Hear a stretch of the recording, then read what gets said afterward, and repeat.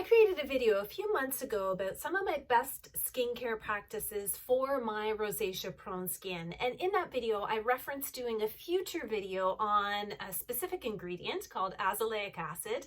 And today is that video. I felt that I really needed to do a separate video on this ingredient because it's had such a profound impact on my skin and for my rosacea specifically. Today, I'll be reviewing two of my favorite azelaic acid serums that feature prominently in my skincare routines. Stay tuned and let's discuss the benefits of azelaic acid. Where do I start? There are so many skin health benefits to incorporating azelaic acid into your skincare routine. I feel like it's sort of the unsung hero of the skincare world, and I feel like everybody will be talking about it kind of like they do now about niacinamide and hyaluronic acid.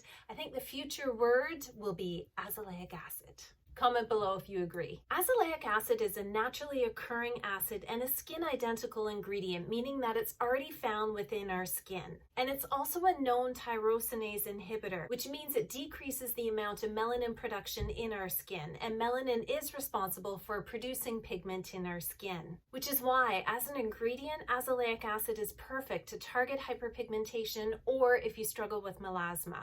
It has exfoliating properties, but not to the extent of other exfoliants such as an AHA like glycolic acid. But it can help to reduce keratin buildup in your skin, which is what can give you that dull, uneven texture. So as an ingredient, azelaic acid is really good to smooth out your skin tone and even out your texture.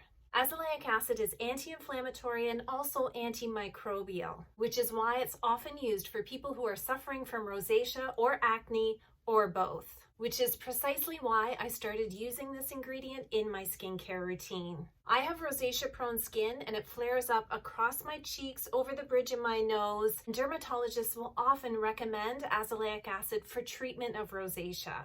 Of course, if you're under the care of a dermatologist, you can get prescription strength azelaic acid. I've only used the over-the-counter strengths and I've seen great results. It really helps to soothe the inflammation and calm the redness in my skin. For reference, I have combinations sensitive prone and rosacea prone skin. Another big benefit to azelaic acid is its antioxidant properties, and it also plays very well with other actives in your skincare routine. So there aren't the same number of contradictions as there are with many other acids. It can be used either morning or in the evening, and it pairs well with retinol and vitamin C. My preference is to use it in my morning skincare routine. Despite its ability to play well with other ingredients, just because I have sensitive skin, I don't actually layer in a lot of actives in any one skincare routine because that's the last thing I need. It'll flare up my rosacea and then it's counterintuitive to what I'm trying to achieve. When using azelaic acid in your skincare routine, note that it can give a little bit of a tingling sensation. And with these two serums that I'm reviewing today, the Facetheory is a 10%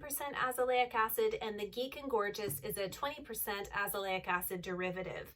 I do not get tingling with either of these products, but if you do experience tingling, there's a couple of options for you. Try storing your products in the fridge and applying them to your skin when they're cool should help reduce some of that tingling sensation, or alternatively, you can buffer them. And what I mean by that is apply moisturizer to your face, then one of these serums, and then moisturizer on top, buffering it sort of like a little sandwich in between, and that should help minimize the tingling you experience as well. However, please note the difference between tingling and a reaction on your skin. That's why it's really important to always patch test your products before you fully implement them into your skincare routine. And of course, if you apply it to your skin and you have massive inflammation, redness, irritation, and sensitivity, that's not normal for a product. Now for me, since I use my azelaic acid in my morning skincare routine, I also prioritize vitamin C. So what I do is I cleanse my skin with water only. Using a water only cleanse for my face in the morning time has been a game changer for my rosacea prone skin. It's all I need to get a quick cleanse of my face and then I'm ready to add my products. I use vitamin C immediately after cleansing. I let that sink in for a few minutes while I brush my teeth and maybe towel dry my hair. Then I apply my azelaic acid serum. I try not to layer a lot of things really quickly in succession, especially if they're active ingredients like vitamin C and azelaic acid, because my sensitivity will definitely come to light. If I'm just layering hydrating products, no problem. I can layer those on and be out the door. But I do like to separate these two with a few minutes between each one, which gives the opportunity for the ingredients to really sink into the skin. Works well for me. When I apply my azelaic acid serum, I apply it to dry skin, which is good because I've just let my vitamin C serum sink into my skin. The reason I do that is because my skin is sensitive. However, for those of you who do not have sensitive skin, you might want to consider applying it to damp skin.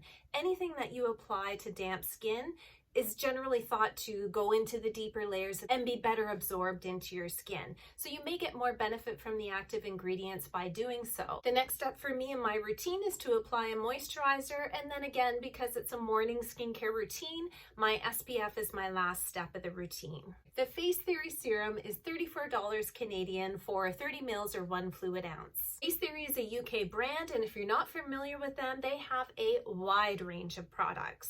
What I love about this serum is its texture and consistency. I'm such a sucker for creamy emulsion, and it applies to my skin beautifully, as you can see here.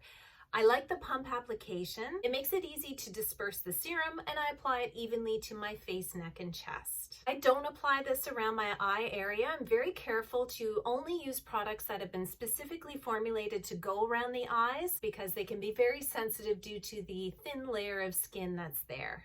I'm actually nearing the end of this bottle, and to be honest, Facetheory has renamed this serum. The one I have is called the Azelaic serum, but it's now called the Lumizela Azelaic Acid 10 serum, but the formulation is the same as this one. Notable ingredients in this formulation are azelaic acid at 10%.